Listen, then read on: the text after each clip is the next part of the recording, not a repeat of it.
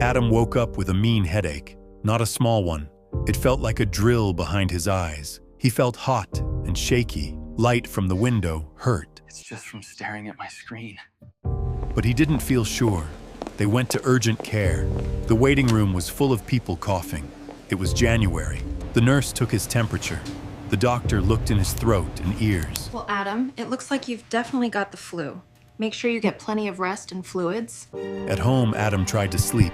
He could not. The headache was loud. His neck felt stiff, like it didn't want to bend.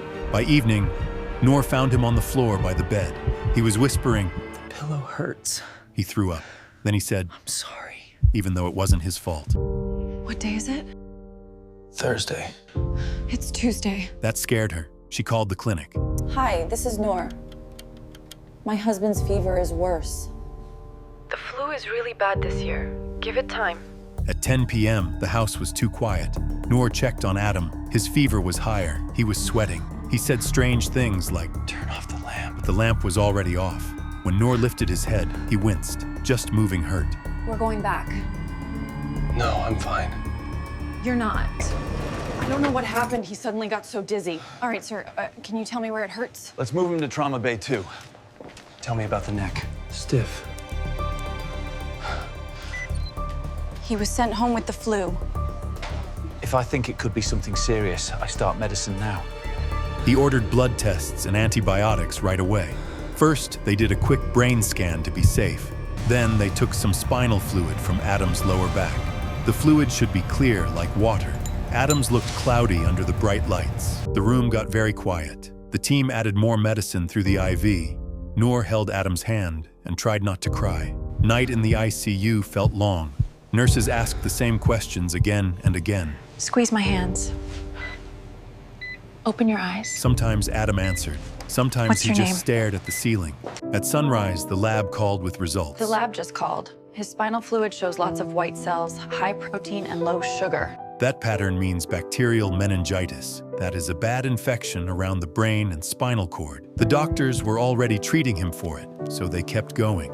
At noon, Adam asked for water and said Noor's name. She smiled so hard it hurt. Getting better took time. Adam used simple words at first. His balance was wobbly.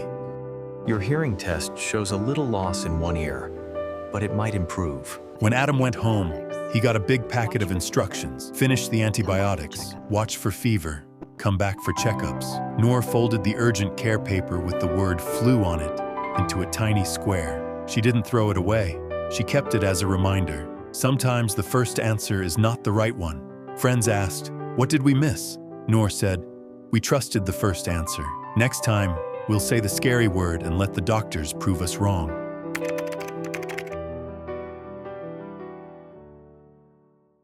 Lena was 19.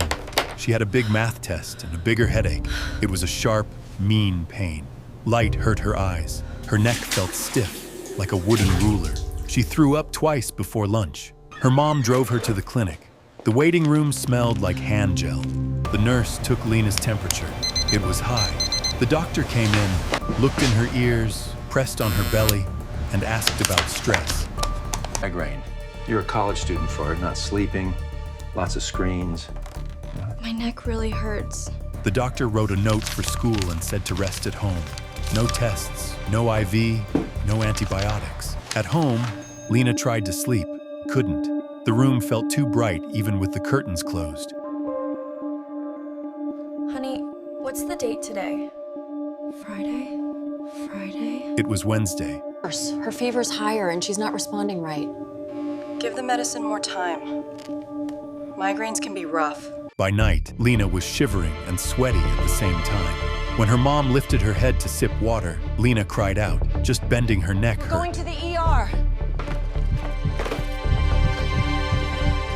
In the ER, the nurse saw how Lena squinted at normal light and how her neck fought every small movement. The monitor showed a fast heart rate. The doctor on duty checked the computer and read the clinic note. Migraine.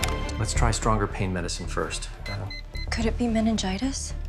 She's young and healthy, no rash. It's very unlikely. Hours passed. The pain medicine made Lena sleepy, but not better.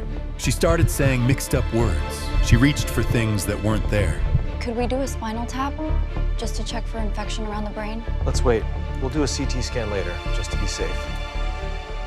Waiting was the wrong choice. Lena's blood pressure dipped. Her skin looked gray. The nurse pressed a red Pressure button. 6 over People 40. rushed in.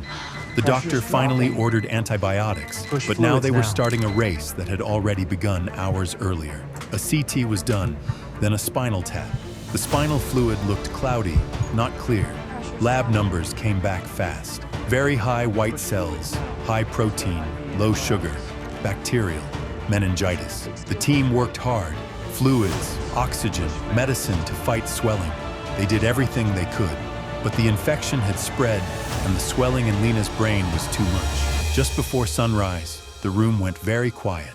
Her mom held her hand and said, "I love you," hoping somehow the words could pull Lena back. The hospital called a meeting later that day. Doctors spoke softly. They explained the test results. They said the truth. Lena should have gotten antibiotics right away when meningitis was possible. Minutes matter. The delay meant the germs had time to hurt her brain. Lena's mom took home a small paper bag with Lena's things, a hair tie, a student ID card, a half-finished pack of gum. She also took home a new sentence she wished she didn't need. Please check for meningitis. She shared it with other parents at school. She shared it with Lena's friends. She said it to the mirror when she practiced how to speak up. This story is hard and sad.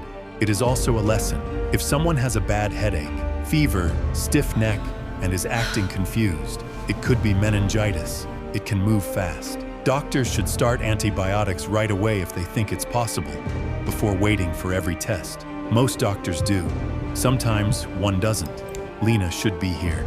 We remember her by telling the truth out loud, so the next person gets help in time.